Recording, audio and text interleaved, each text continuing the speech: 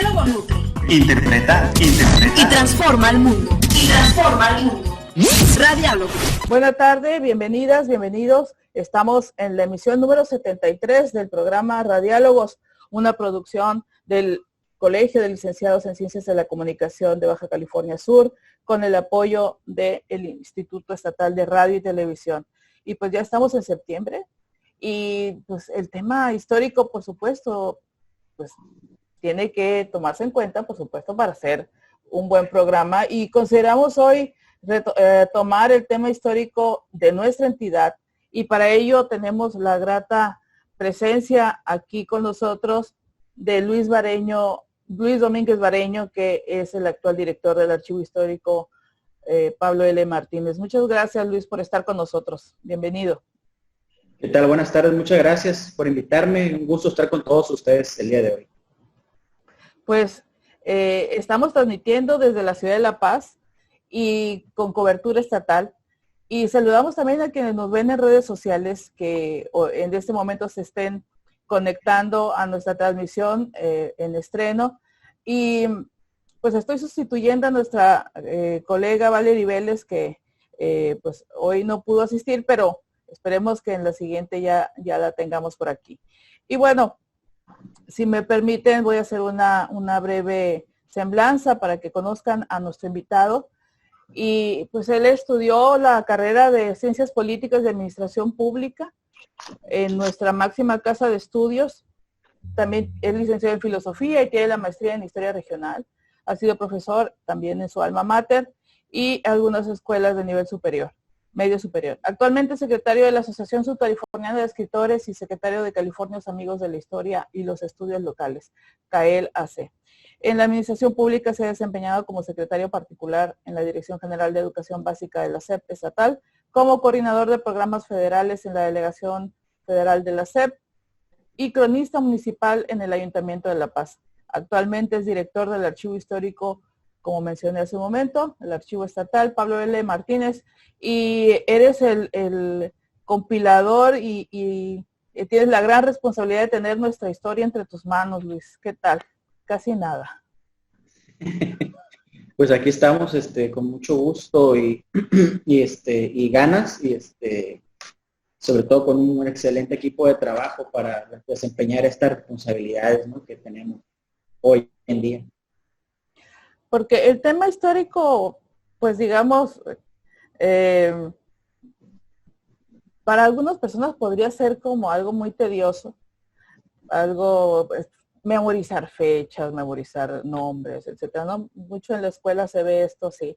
Pero hablar sobre la historia de Baja California Sur, algo tan cercano, porque los héroes de nuestra historia, los héroes patrios, pues los vemos como algo muy lejano, como algo que sucedió allá en el centro del país. Pero ¿qué pasa con Baja California Sur? ¿Cómo se cuenta la historia de nuestra entidad? Bueno, Baja California Sur, como bien sabemos, es un estado joven. 1974 es el penúltimo de los últimos estados que se han adquirido esta categoría política dentro de la nación mexicana.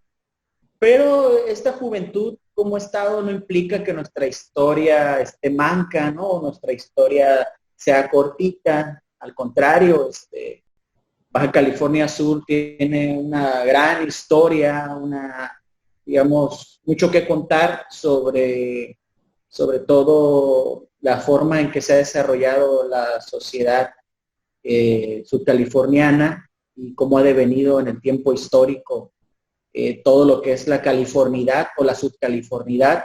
Pues se nos cuenta de una manera, digamos, también esta parte que mencionábamos de que somos un estado joven, pues precisamente en la efervescencia del nacimiento de este estado joven, pues muchas personas estuvieron con esa inquietud de contar la historia, ¿no?, de lo que había pasado aquí, de quiénes eran nuestros antecedentes,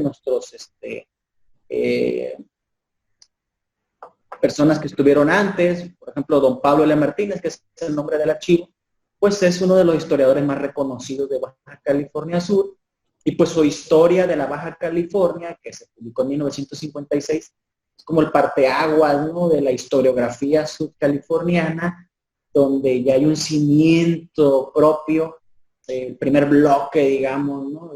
Este libro de más de 400 páginas, donde ya se da cuenta de una historia, se basa en una narración, porque la historia también tiene que ver con la narración, lo que decías tú, ¿no? O sea, si una historia no es bien narrada, el interés se pierde. Si una historia es bien narrada, hay un interés sobre ella, y precisamente este es digamos que la facultad de don Pablo, o el éxito de don Pablo L. Martínez, de que su narración de la historia surcaliforniana, pues es una narración que es interesante y que le dio un sentido también a estos, digamos, estos episodios de la historia que andaban por ahí dispersos, y los conjuntas, ¿no? De repente en una obra narrativa de gran envergadura, y le das un sentido a esa historia, ¿no? Cuando ya haces el conjunto. Como una novela, sí. Es como una novela, por eso también decían mucho en la literatura, por ejemplo, el éxito de la novela histórica, es precisamente eso, ¿no? Es cuando un hecho real tú lo puedes narrar de una manera atractiva y no lo ves tanto como algo encasillado, cuadrado, que los chamacos, por ejemplo, en la escuela dicen, no, pues yo para qué quiero saber que don Benito hizo la Constitución en el 56. Y a mí qué me importa que don Miguel Hidalgo... O sea, pero es cuando no se transmite la historia de una manera, digamos, atractiva, o de una manera que le dé un sentido, ¿no? Cuando le encuentras un sentido a la historia, es cuando tú tienes, digamos, un interés sobre ella, ¿no? Ya cuando te narran la historia, ya como un todo, digamos, como algo que tiene un principio, que tiene un sentido, que tiene un presente y que tiene una implicación en el futuro, digamos, de dependencia, de que el presente es producto de ese pasado, entonces es cuando ahí recobra sentido, ¿no? Decía el gran filósofo Ortega y Gasset, cuando se cuaja el mundo y cobra sentido, resuma sentido, decía, como una naranja, ¿no? El resuma, era el sentido de que hablaba el filósofo Ortega y Gasset. Y es exprimir la historia, es sacarle el zumo precisamente a la historia, como decía este gran filósofo español. Entonces estamos hablando de realmente la apropiación de la historia, es decir, hacerla nuestra. No nada más es aprenderla, es percibirla mucho más allá del simple dato. Sí, así es. Sobre todo, digamos, es en un sentido identitario. Y me refiero otra vez a este estado joven, cuando tú buscas la identidad. Es como una persona cuando va creciendo, ¿no? Cuando llegó Baja California Sur a la edad de la adultez, digamos, y pues de alguna manera tú buscas cómo justificar tu independencia, ¿no? O sea, desde siempre lo estás haciendo, y la federación pues siempre le decía a Baja California Sur, bueno, ¿y por qué te quieres ir de la casa, no? ¿Por qué te sientes grande? ¿Por qué te sientes ya, digamos, como un joven que crece, que ya tu padre o tu madre ya te quieres alejar un poquito de ellos y quieres tu independencia, ¿no? Entonces, en esta búsqueda del sentido y de apropiarte, digamos, de tu historia, es cuando los subcalifornianos entonces empieza a permear esta identidad de los subcalifornianos. Y había una crítica muy fuerte en los años 70, sobre todo, y algo que pasa también hoy en día, ¿no? De que, pues, mucha gente pensaba, no, pues es que están muy bonitos los crepúsculos en La Paz, las tortillas de harina están muy buenas, el mangate de todo santo, el dulce de leche, los dátiles de Comondú, pero fuera de ahí, de la comida, de la gastronomía, de algunas fiestas que se hacen, ¿no? ¿Qué más significa todo esto, no? Entonces, eso yo creo que ha sido la búsqueda, la apropiación, de darle sentido a ciertas fechas, a ciertos, digamos, acontecimientos que han sucedido en la península, y surgen algunos héroes, ¿no? Surge Manuel Márquez de León, surge, digamos, don Adrián Valadez, surge Félix Ortega, surge Agustino Lachea, surge la gran maestra Rosaura Zapata, el mismo don Pablo L. Martínez. Entonces, ahí vas viendo los personajes a través de la historia de Baja California Sur, que le van dando sentido a esta narrativa histórica para apropiártela, y otros personajes que no son subcalifornianos, pero también aportaron a la historia y son importantes, ¿no? Y también en esta apropiación que se hace de ella, pues son innegablemente citables, ¿no? Como Hernán Cortés, como Juan María Salvatierra, el propio Padre Quino, que ya lo andan haciendo santo, Junípero Serra, hay varios personajes que tienen bastante implicación en la historia de Baja California Sur, y también ahí se ha dado la apropiación de estos personajes. Enumeraste muy bien estos personajes, para muchos conocidos desde la época de la conquista hasta el siglo pasado. ¿Qué aspectos consideras de mayor importancia que habría que resaltarse en este momento? Alguien que quiera conocer la historia de Baja California Sur, ¿qué aspectos serían coyunturales? Para mí, la historia de Baja California Sur, desde los tiempos de la conquista, como dices, o del virreinato, ha sido la lucha de la periferia contra el centro. Y más que nada, no una lucha, digamos, tan real, ¿no? Como en algunos momentos, a lo mejor armada, ¿no? O física, por ejemplo, cuando los indígenas, los californios, los pericúes, los huaycuras, los cochiníes, le pintaban rayas en la arena a Hernán Cortés para que no pasara en la Bahía de la Paz, no invadiera sus territorios.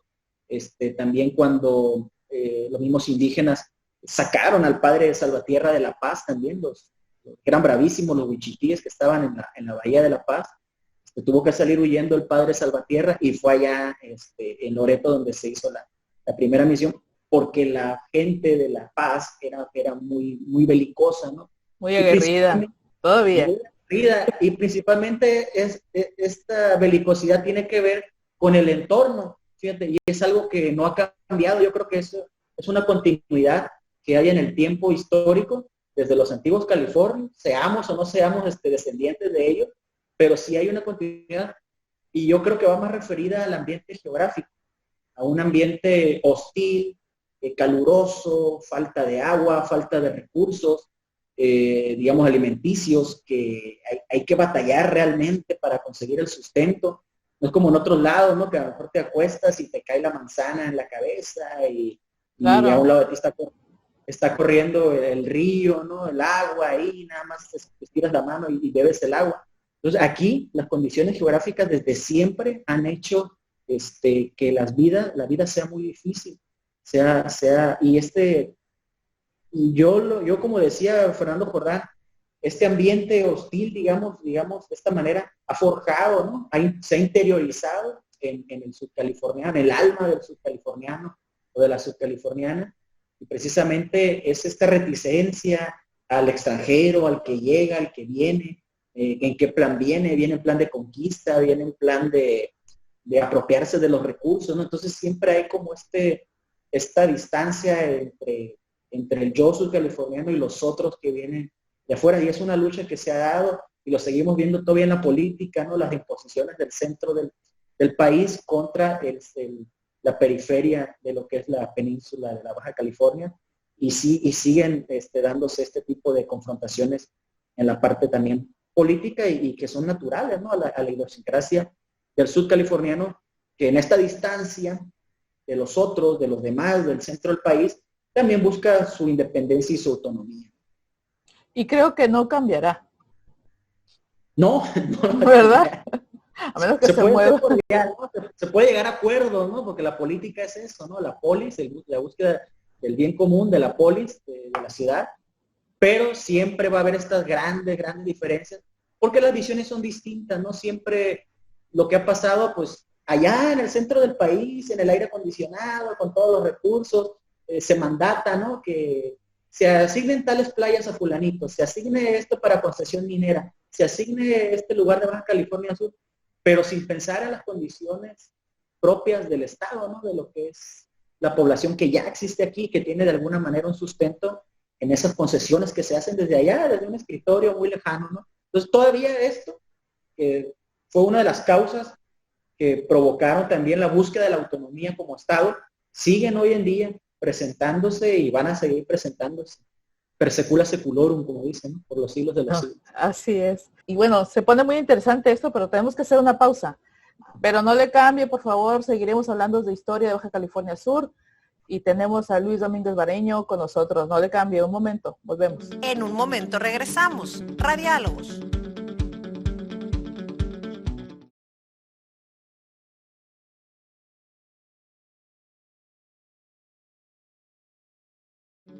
Continúas en Radiálogos. Estamos de vuelta en Radiálogos, una producción del Colegio de Licenciados en Ciencias de la Comunicación. Estamos hablando sobre historia con un especialista. Tenemos a Luis Domínguez Bareño del Archivo Histórico Pablo L. Martínez y estamos hablando de la historia de Baja California Sur. Y pues comentábamos tras bambalinas que yo sigo a Luis en su Twitter y saca fotografías que nunca había visto. Yo soy una apasionada de la historia de nuestra entidad y de mi pueblo, Santa Rosalía en particular. Y no sé, ahí ahora que estás tú ahí en el archivo histórico y que tienes acceso a todos los acervos, todos los paquetes de información histórica, ¿algún hallazgo que puedas compartirnos, que te hayas encontrado por ahí que sea así como muy trascendente?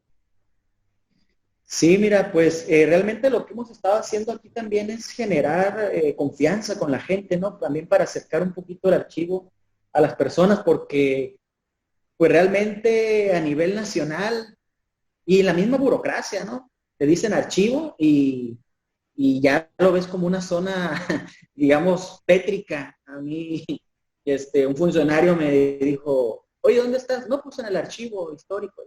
¿Y qué hiciste? ¿Por qué te castigaron, no? Entonces, Ah, caray. es la visión que hay, ¿no? De los archivos, de que y en la burocracia sí pasa, ¿no? El que está en los archivos es porque hizo algo malo, porque es un lugar que como lo ven como un no lugar, ¿no? Como dice la filosofía, o sea, un lugar donde no hay trascendencia, digamos, de una manera que el presente no pasa por ahí, pues, ¿sí? ¿No? Que las cosas trascendentales que se hacen no pasan por ahí, pero aquí está la historia, ¿no? Que es precisamente de donde se derivó el presente que hoy tenemos y muy posiblemente se trace el futuro. Aquí está ese pasado que conformó lo que hoy somos, ¿no? Lo que hoy manifestamos, cómo hablamos, lo que tenemos, lo que no tenemos, nuestra forma de ser, nuestra autonomía, nuestra libertad. Todo ha pasado por aquí, por el archivo histórico, ¿no? Y hay hay una huella documental, y esa huella documental pues es el documento, es el mapa, es el oficio, es la fotografía, la huella que queda ahí de lo que ha sido un pueblo, de lo que ha sido un gobierno, de lo que ha sido un personaje, y es lo que queda al final de cuentas, ¿no? Después de la muerte, la trascendencia, digamos, pues religiosa es otra cosa, ¿no? Pero digamos, con una trascendencia que quede de un ser humano que pasó por este mundo, pues es lo que hizo, lo que dejó de hacer, cómo se comportó en cierta época ante ciertos eventos, y es lo que queda manifestado aquí en el archivo histórico, ¿no? Sobre todo las cuestiones políticas, los gobernadores, las actuaciones que han tenido, los trabajos que se han hecho, los municipios, tenemos actas de los ayuntamientos desde 1830 de La Paz. Entonces aquí está prácticamente toda esos deseos, esa racionalidad, ese empuje, ese coraje, esa visión o esa falta de visión de muchas personas, ¿no? que han transcurrido por la historia de Baja California Sur. Y ahora, en estos días, fíjate que algunos diputados me comentaron sobre el movimiento Loreto 70, que en este año, el 11 de octubre, se conmemoran 50 años precisamente. Así es.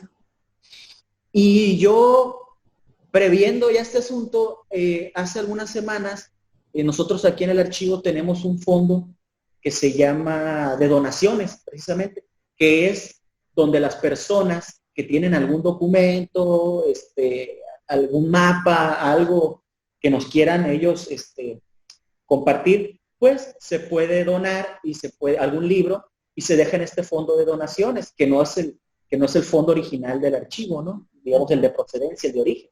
Entonces nosotros lo clasificamos como donaciones. Y me encontré en el fondo de donaciones un libro que se me hizo muy interesante, y es ¿no? Y es un libro de actas. Este libro de actas está muy bien conservado porque precisamente es de hace 50 años y es el libro de actas del movimiento Loreto 70, ¿no? Entonces, me sorprendió bastante, porque aquí está, digamos, el Eduviges Davis Verdugo, que era el juez de paz de Loreto, el que está certificando la autenticidad con el sello está certificando la autenticidad de este libro, ¿no? Y se me hizo curioso porque, pues sí, aquí está de puño y letra, ¿no? Las actas del movimiento Loreto 70, este movimiento político muy importante, que ya en este año, en este 11 de octubre, se van a conmemorar los 50 años, y que es, digamos, como después de todo el movimiento que hubo desde los 40, desde que el general Francisco J. Mújica le entregó su renuncia al Frente de Unificación Sudcaliforniana, y lo tomó en sus manos y se lo llevó al presidente Ávila Camacho y le dijo, ya se va Mújica, aquí está la renuncia, ponos a un gobernador nativo, ¿no? Y es cuando mandan al general Agustino Lachea. Pero esta lucha desde 1945-46 siguió, ¿no? Del Frente de Unificación por la búsqueda de tener un gobernante nativo y con arraigo. Porque los subcalifornianos decían, bueno, si la Constitución no me deja ser un Estado libre e independiente, lo menos que le pido yo al presidente de la República es que me mande un gobernador, si lo va a designar él, no me va a dejar que yo lo elija, que me mande un gobernador que sea subcaliforniano, ¿no? Que ya no me mande un general que lo castigó allá, o que quieran desterrar algo, como desterraron a Mújica, ¿no? Cuando no ganó la presidencia y Ávila Camacho se impuso, pues lo desterró prácticamente. Y era lo que nos llegaba, pues, aquí a Baja California. Así. Afortunadamente el general Costa Mújica, pues, es un personaje ilustrado, fue constituyente del 17, y él, pues, hizo bastante obra y entendió la situación política, que cuando los subcalifornianos le dijeron, ya, nos ha ayudado mucho y sí te reconocemos como una persona que ha trabajado bien, pero nosotros necesitamos alguien que sea subcaliforniano para que nos gobierne. Nos queremos autogobernar nosotros, ¿no? Entonces, este movimiento Loreto 70 es como, digamos, el final de este Frente de Unificación, donde ya se cuaja de alguna manera esta lucha civil, más que los políticos, más que la gente de gobierno, una lucha civil de periodistas, de maestros, y uno ve las firmas aquí en el libro, y son de todos los sectores, de Santa Rosalía, de Todos Santos, del Valle de Santo Domingo, Los Cabos, La Paz, todos los sectores de todo el estado, todo el territorio, están conjugados en este movimiento, y fue un precedente para que después ya llegara un gobernante civil subcaliforniano, como Félix Agramón Cota, se reinstalaran los ayuntamientos, porque también eran delegaciones de gobierno, que los nombraba los alcaldes, a los delegados los nombraba el gobernador, y se reinstalaran y culminara en 1974 ya con la conformación ya del Estado Libre e Independiente de Baja California Sur. Entonces sí es un libro de actas interesante, importante, ya está digitalizado, en próximos días vamos a estarlo compartiendo con mucho gusto. Es lo que te iba a preguntar precisamente, que quienes quieran conocerlo, pues cómo pueden tener acceso a él. Perfecto. Qué gran noticia.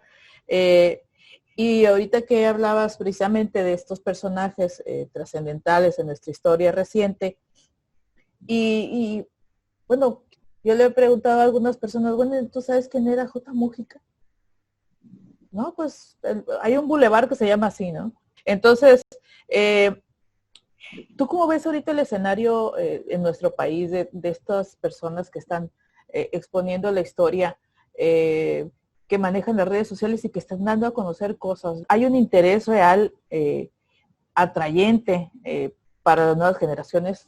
Yo creo que sí, y fíjate que esto ha sido de alguna manera muy impulsado también por la figura del presidente de la República, ¿no? Que ahorita tenemos a Manuel López Obrador, que ha sido un presidente que de alguna manera ha impulsado o ha retomado algunas figuras de la historia, y tuve ese mismo símbolo del gobierno de la República, ¿no? Está Juárez, está Madero, creo que está Hidalgo, y le llaman la cuarta transformación del país, ¿no? Pensando precisamente en esta narrativa de la historia donde hay una independencia, una transformación, hay un periodo de reforma, una segunda transformación con Juárez, hay una tercera transformación, el periodo de la revolución con Madero, la búsqueda de la salida del tirano Porfirio Díaz, la llegada de la democracia con Madero, y pues la búsqueda de esta cuarta transformación que sería con él, ¿no? Con el presidente López Obrador. Desde ahí ya tú ves que en términos políticos, él ya te plantea las cosas de una manera histórica, ¿no? Claro. A mí se me hace que eso sí ha servido para que la gente se interese, ¿no? Sobre estas cuestiones de, bueno, ¿y por qué la cuarta transformación, ¿no? ¿Por qué Juárez al frente? ¿Por qué Madero? ¿Por qué Hidalgo? ¿Por qué estos personajes? ¿Por qué Leona Vicario? ¿No? Yo creo que eso sí, ese discurso y este liderazgo que ha mostrado el presidente, porque al final de cuentas es un liderazgo muy fuerte, tan fuerte que pues, es el liderazgo que ha tenido más votos en la historia del país. Hay que buscar que eso repercuta todavía y que no sea como una estrella fugaz, ¿no? Que nada más por algún interés político a lo mejor o para justificar alguna acción estuvo por ahí y ya después se apaga, ¿no? Yo creo que a nosotros, a los que nos dedicamos a la historia, a los archivos, a la gente que hace difusión en las redes sociales sobre la historia, debe ser un aliciente y un impulso a que esto también no se caiga, ¿no? Sino que se mantenga. Y sobre todo, también lo interesante ha sido que se ha generado una discusión, porque a través, digamos, de esta puesta en escena de los héroes, ¿no? Del regreso de los héroes, de esta historia, digamos, de bronce, ¿no? Donde hay unos héroes determinados que forjaron la historia de México, pues también nos ha llevado a poner en entredicho esa heroicidad y esos actos. Por ejemplo, Benito Juárez es muy cuestionado aquí en Baja California Sur por las concesiones que hizo, ¿no? Y entonces surgen discusiones en el ámbito histórico, historiográfico, y en el ámbito también de la academia surgen a veces esta búsqueda de los héroes, ¿no? O del tachar también, el de recuperar figuras a lo mejor históricas que están por ahí, digamos, de alguna manera menospreciadas o un poquito olvidadas. Eso también se ha hecho de una manera bastante interesante desde algunas, digamos, cuestiones gubernamentales, ¿no? El Instituto de Estudios Revolucionarios, Memoria Histórica de México, por ejemplo, que la esposa del presidente dirige esta iniciativa, ¿no? Y una historia que fue muy masculina, ¿no? Entonces, eso sí también quiero resaltar, que ver a Leona Vicario, ver a José Ortiz de Domínguez dentro de los símbolos patrios conocidos, pero más resaltadas, ¿no? Sor Juana Inés de la Cruz. Y Sor Juana Inés de la Cruz, que también tiene su gran mérito. ¿Alguna recomendación que puedas compartirnos para acercarnos más a nuestra historia y transmitirla, por supuesto, a nuevas generaciones? Sí, bueno, yo pienso que para acercarse a la historia hay que hacerlo, digamos, de una manera en que uno esté interesado. O sea, nunca verlo como una situación obligatoria, ¿no? Digamos que sientas que sea algo pesado. Si realmente no te llama la atención, no, yo pensaría que no se acerque a alguien, o sea, sí, porque realmente es algo de gusto. Es algo de gusto, hay que hacerlo siempre en libertad. Y yo creo que hay buenas historiadores en México, hay gente que difunde muy bien la historia. Y yo creo que esto nos hace que podamos tener un acercamiento más lúdico, ¿no? De alguna manera, porque es lo que te dicen, por ejemplo, ahora en la escuela, ¿no? Que tiene que ser didáctico, tiene que ser atractivo para el muchacho, para el joven, para los niños, tiene que ser atractiva la historia, tiene que ser algo lúdico. Y a mí me parece que es un enfoque interesante, ¿no? Porque si uno le gusta, uno busca sus intereses, lo que a uno le gusta, lo que a uno le llama la atención, y es lo que investiga, ¿no? Y ojalá tengamos el tiempo sobre todo, porque muchas veces pues no hay el tiempo, ¿no? De dedicarse uno a investigar. Por eso nosotros hemos abierto mucho el archivo a las redes sociales, sobre todo con el Twitter, que es muy concreto, no es muy sintético, porque muchas veces me dicen, oye, muchos compañeros, ¿no? O compañeras historiadores me dicen, es que dijiste esto, pusieron esto, pero faltó esto. Sí, pero es que si me pongo a escribir los 2 párrafos, nadie lo va a leer, pues. Y si te das cuenta, eso también deja la apertura a que la gente participe. O sea, tú pones el dato muy concreto, un tuitazo, como le dicen, muy sintético, muy resumido, te llega rápido con la imagen. Y entonces ya la gente, a pie de página, ¿no? Como si fuera un libro, va haciendo sus anotaciones, ¿no?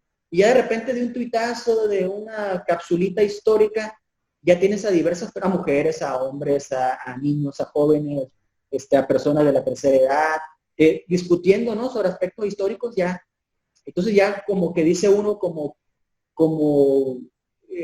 archivo histórico, dice uno, pues qué felicidad, ¿no? Qué bonito que las personas se expresen de esa manera y que haya sobre todo una discusión sobre el hecho, ¿no? Partiendo del hecho histórico ya se puede derivar en todas estas interpretaciones o visiones que se tienen de la historia desde los diversos puntos de vista de las personas que conforman una sociedad.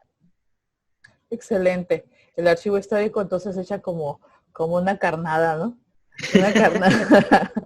y nos alcelamos. También a veces se pone la cita, ¿no? A veces, si quieres saber más, aquí está este libro. Claro. Aquí está pueden consultar muchos libros también que tenemos aquí en la página del archivo. Es un gran compromiso y un reto desligarla de lo académico, de lo así muy estático, muy formal. Entonces, de verdad, un reconocimiento para ustedes porque de verdad aportan mucho y siempre sacan cosas muy interesantes, caligrafías exquisitas, decimonónicas, que la verdad, pues visualmente son muy atractivas, pero mucho más el contenido. Te agradecemos mucho, Luis, de verdad, que hayas estado con nosotros en este programa y bueno, me despido porque ya estamos en tiempo. Muchas gracias a quienes nos han escuchado el día de hoy. Estamos en Radiólogos y nos escuchamos nuevamente el martes próximo. Sigamos en septiembre disfrutando de la historia. Gracias, Luis. Buena tarde. Gracias, buenas tardes. Hasta luego. En una era comunicada, Radiólogos, decodifica la realidad. Una producción del Colegio de Licenciados en Ciencias de la Comunicación y el Instituto Estatal de Radio y Televisión en Baja California Sur.